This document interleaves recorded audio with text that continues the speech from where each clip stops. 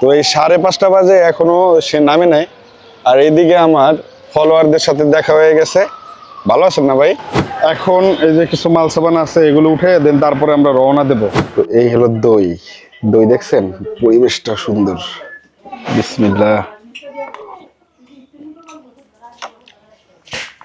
তুলনা হয় না, তুলনা হয় না।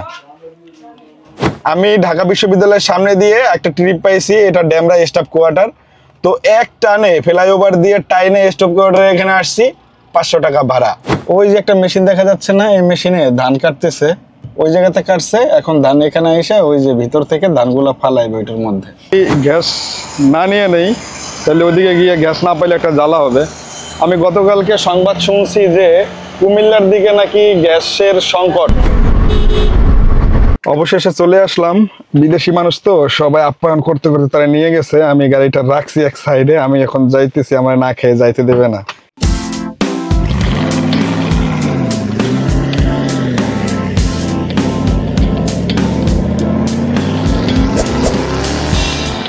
হ্যালো ভিউয়ার্স, আসসালামু আলাইকুম। তো আজকে আমি যাচ্ছি চাঁদপুরের একটা অঞ্চলে, সেখানে যাব একটা ট্রিপ নিয়ে। আজকের এই ভিডিওতে আমি দেখাবো ঢাকার বাইরের পুরো এক্সপিরিয়েন্স। আর আমি আপাতত গাড়ি নিয়ে বের হয়ে গেছি। রাত্র বাজে এখন কয়টা, 3:57। গাড়িটা চেক দিলাম, গাড়ি সবকিছু ঠিক আছে। তো চলেন আমরা এখন বের হয়ে যাই আল্লাহর নাম নিয়ে এয়ারপোর্টের উদ্দেশ্যে। চলে আসছি শাহজালাল আন্তর্জাতিক বিমানবন্দর, ঢুকতেছি ভিতরে। সে নামবে নাকি 4:30টার দিকে। তো আমার এখানে 5টার দিকে আর কি এখান থেকে রওনা দিতে হবে।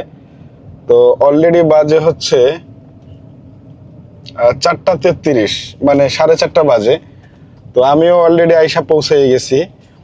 বিশেষ করে বাহির থেকে যারা আসে তাদের রিসিভ করতে জাস্ট এইখানে আসতে হয়। এইখানে যে গাড়ি পার্কিং করা আছে এইখানে জাস্ট আসতে হয় এবং গাড়ি পার্কিং করতে হয়। গাড়ি পার্কিং করার খরচ হচ্ছে মাত্র 80 টাকা। তো যাই হোক, আমি ওইখানে করলাম না, আমি এই সাইডে পার্কিং করব। এই তো দাঁড়ায় আছি, আর এখন বাজে 5:30। তো এই 5:30 বাজে এখনো সে নামে নাই। আর এইদিকে আমার ফলোয়ারদের সাথে দেখা হয়ে গেছে। ভালো আছেন না ভাই? তাদের সাথে গল্প গুজব করতেছি। তো যে আসার কথা সে মনে হয় নামে গেছে, কিন্তু এখানে একটু লেট হইতেছে ভিতরে। আর তার সাথে আরেকজন যাবে, সে আসবে গিয়া শান্তিনগর থেকে। তো শান্তিনগর থেকে সে আসতেছে, তার সাথে কথা হয়েছে। সকাল সকাল নাস্তার জন্য একটা স্যান্ডউইচ নিলাম, আর এইটাই আপাতত সকালের নাস্তা। এই যে আলহামদুলিল্লাহ মোটামুটি নাইমে গেছে যতটুকু শুনলাম। ইনশাল্লাহ কতটুকু পরে আমরা রওনা দেব। এই তো অলরেডি বাসায় চলে আসছি, তাদের ঢাকা বাসায়। আর এখানে বসে খাইয়ে নিলাম, লুডুস খাইয়ে নিলাম, মোটামুটি ভালোই। এখন এই যে কিছু মাল সাবান আছে, এগুলো উঠে দেন তারপরে আমরা রওনা দেব। কোনটা কোনটা? এগুলো না? ওকে, সমস্যা নাই, দাঁড়ান। তাহলে আর কি, তাহলে চলেন, আমরা রেডি একদম পুরো ফিটফাট, খাবার দাবার কমপ্লিট। এখন আমরা রওনা দেব চাঁদপুরের উদ্দেশ্যে। এখন পর্যন্ত মোটামুটি ভালো শীত পড়ছে, আর দিনের বেলা তো তেমন একটা শীত পড়বে না, প্যারা নাই। মাঝপথে দাঁড়াইলাম সিএনজি নিতে, কারণ যদি গ্যাস না নিয়ে নেই তাহলে ওদিকে গিয়ে গ্যাস না পাইলে একটা জ্বালা হবে। আমি গতকালকে সংবাদ শুনছি যে কুমিল্লার দিকে নাকি গ্যাসের সংকট, 24 ঘন্টা গ্যাস নাকি দেবে না। নাই, এই ভাইও বলতেছে ওদিকে নাকি গ্যাস নাই। তো এর জন্য এই জায়গা দিয়ে গ্যাস নিয়ে নেই। আল্লাহ ভরসা কয় টাকা ঢোকে জানি না, দেখা যাক ইনশাল্লাহ।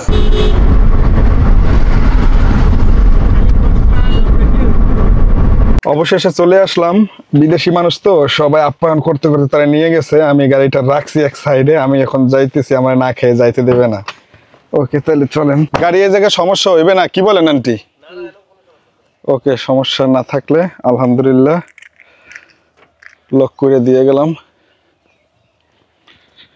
এখন হচ্ছে যে সমস্যা সেটা হচ্ছে আমি না খাইয়ে যাইতে দেবে না আমাকে বলতেছে খাইয়েই যাইতে হবে। কি বলেন এ কথা? এত দূর থেকে আসছেন, না খাইয়ে যাইবেন?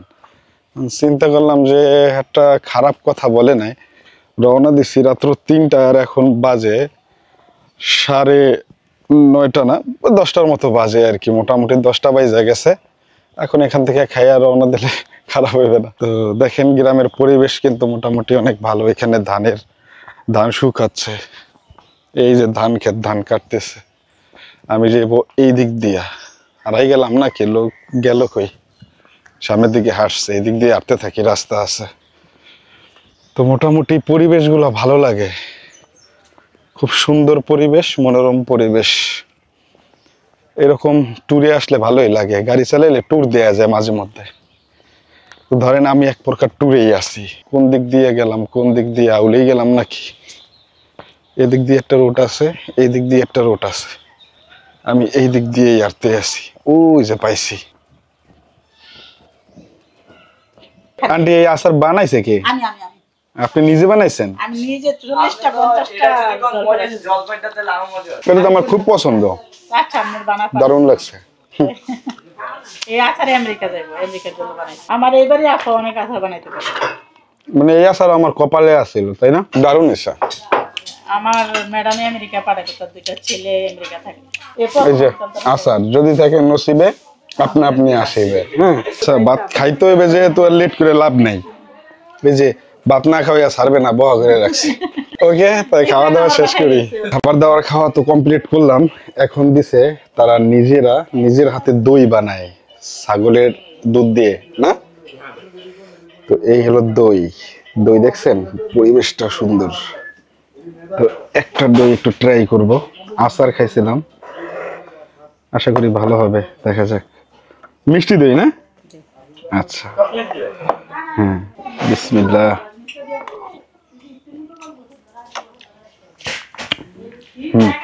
দারুন দারুন।